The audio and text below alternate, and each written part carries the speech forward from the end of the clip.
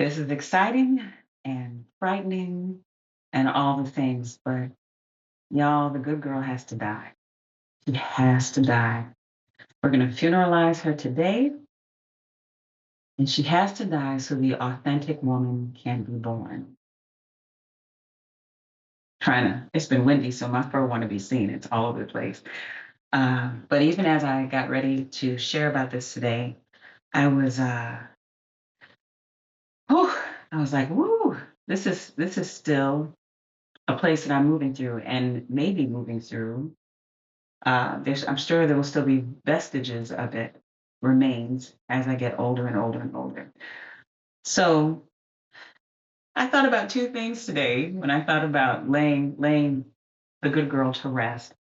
Is in a different world where Dwayne breaks up Whitley's wedding to Byron, and at the very end, just when he gets up to marrying her, um, Diane Carroll screams, "Die! Just die!" That's where we are. Die, just die. And then I think about the authentic woman and I see the Joker. And what my children know outside of Adam West is the real Batman for me, which is Michael Keaton. And Joker looks up at one point in the movie and says, "Wait till they get a load of me." And that's what your authentic woman is saying. Wait till they get a load of me. Starting with you, starting with me. Wait till they get a load of me. So the good girl has to die to make space for the authentic woman. And she's had a purpose for many of us. There's some articles I'm going to link in the description. One is called Teaching as a Woman, and the other one is talking about the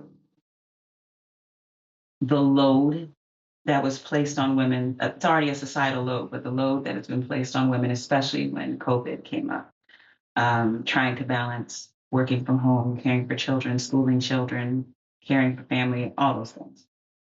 So I wanted to talk about, we're going to do a little eulogy of the good girl. Um, the good girl served her purpose. She served her purpose. I always talk about the fact that the good girl probably saved me from ending up in some different issues when I went away to college. Um, I remember being at college and I used to have these terrible menstrual cramps, and childbirth changed that. But I used to have these terrible menstrual cramps, like debilitating. Even when I first started working, I would end up taking days off work to be home uh, to make it through. But I remember asking, there were two girls on campus who were sisters, and they had a reputation for being able to procure that sticky icky. And I don't do drugs and I don't drink. I rarely drink. Let me say that because my daughter would be like, "What's here, Mama? You do." I rarely drink. But I remember I asked them one time when I was like in the throes of some terrible cramps if they would give me some. Can I just have some weed?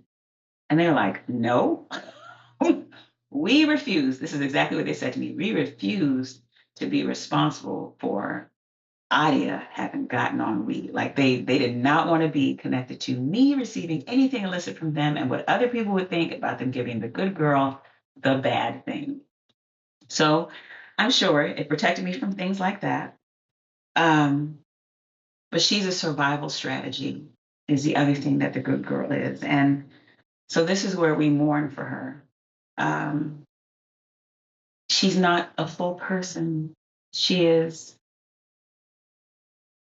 she's a survival strategy. So maybe you were in a home where being your full self wasn't safe for a number of reasons, was not safe.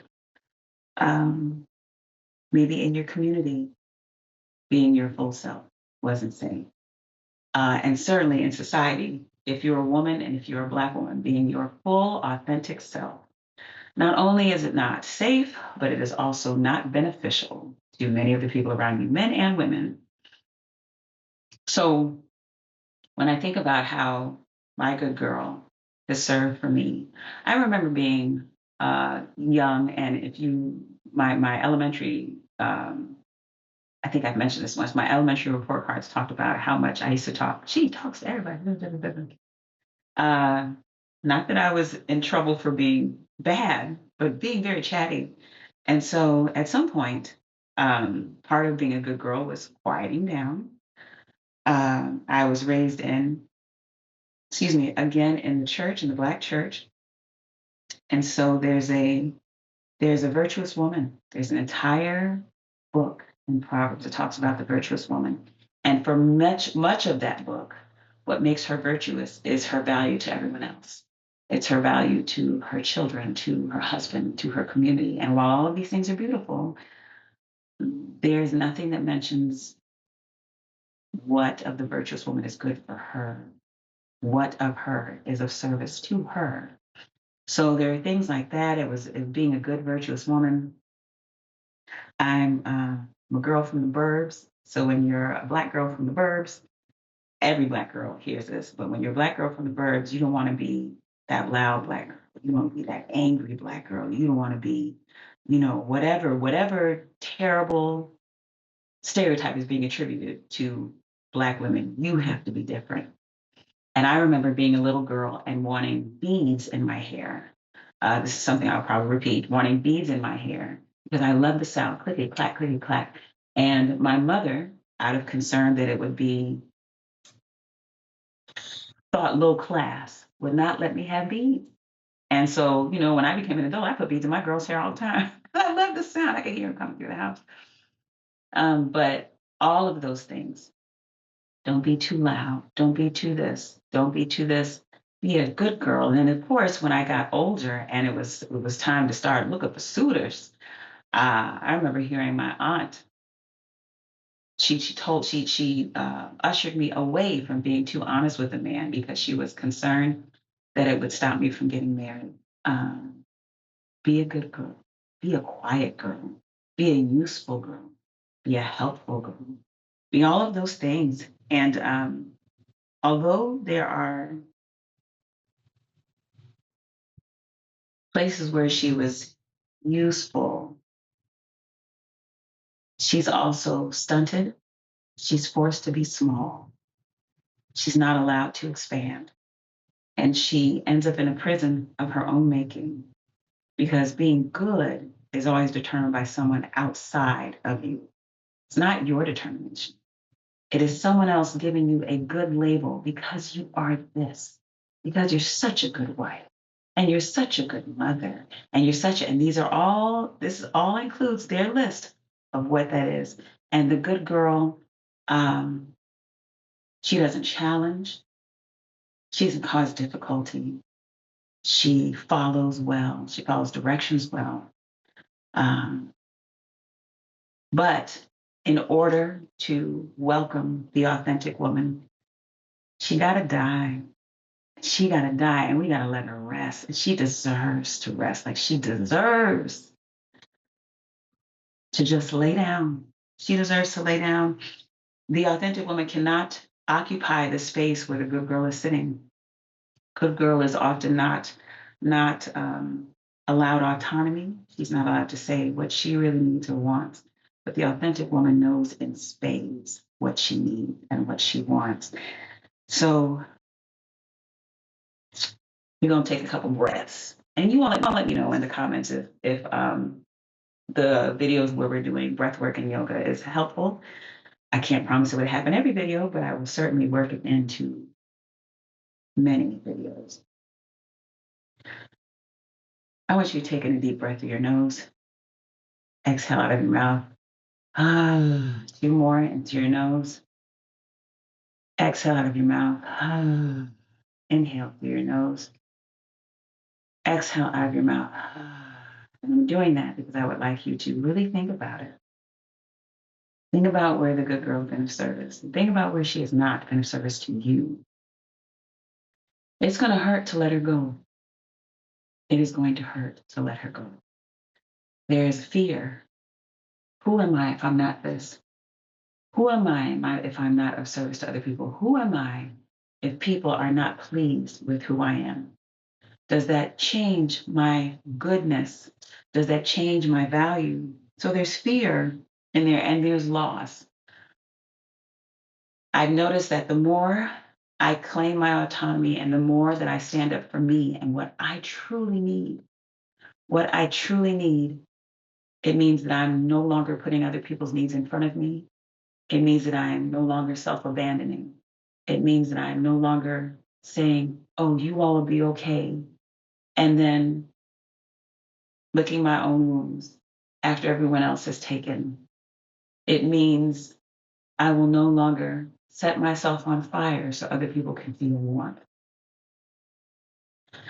And that causes loss for a couple of reasons.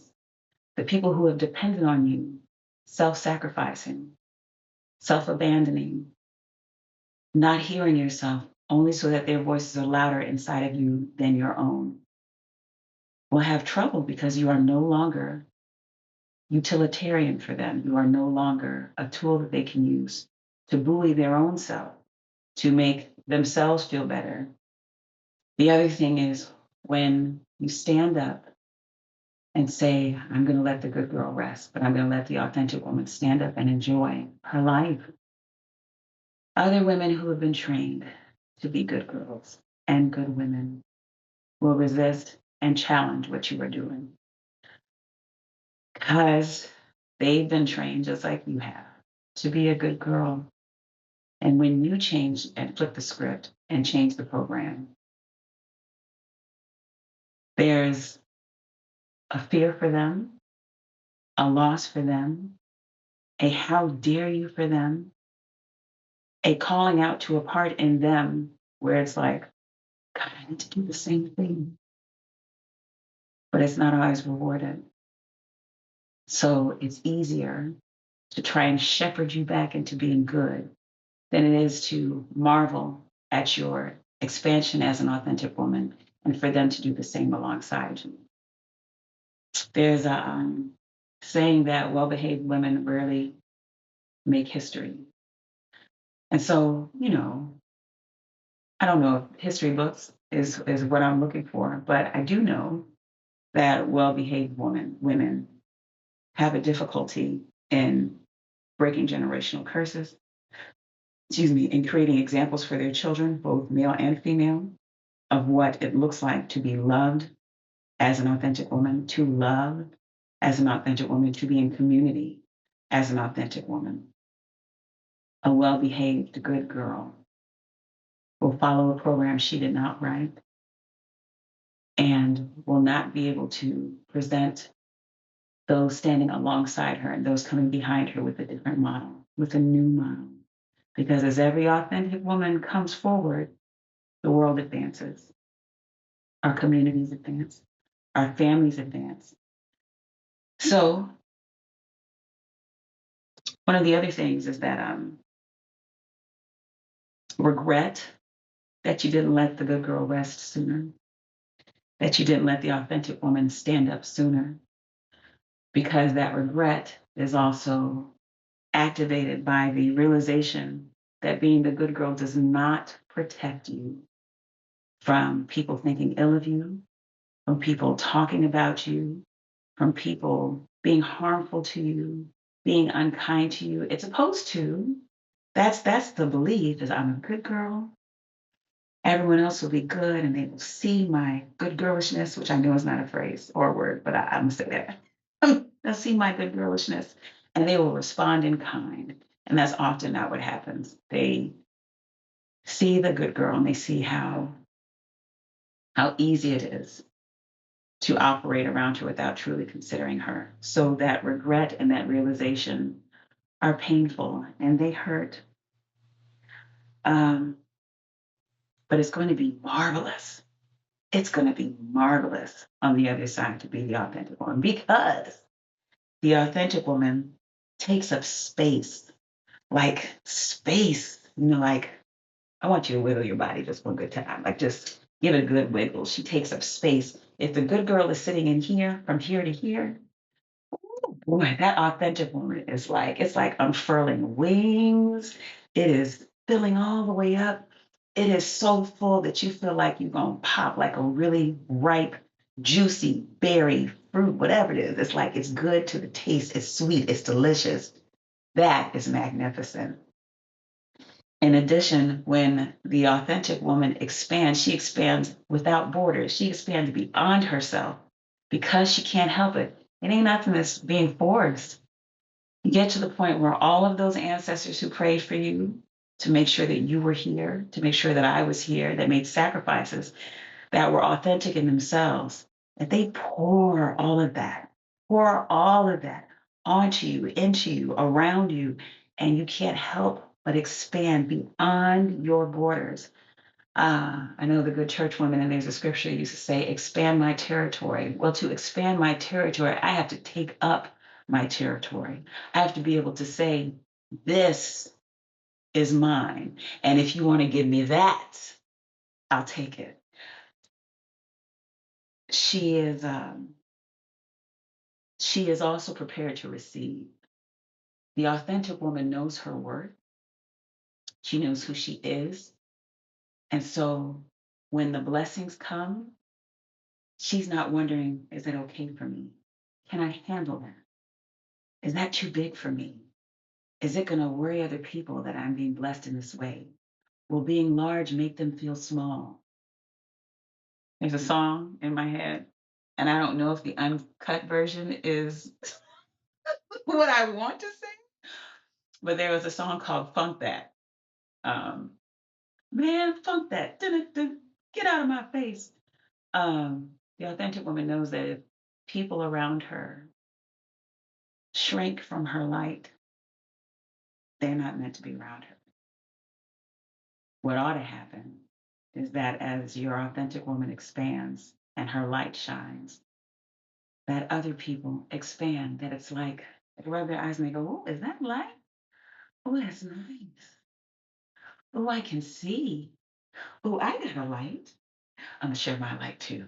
That's what should happen. And for anyone where the light makes them scurry, or they go, that light's too doggone bright, turn it down. Let them go. It's okay. It's okay. So if you have a journal, um, we're gonna give space for both of them. So letting my good girl rest, because I have to give her continued permission to rest, is sitting real firm in my heart chakra, like right in the middle of my chest. So I want to say to my good girl, you have done well. Thank you for all you've given to me. Thank you for providing whatever protection I felt like I needed.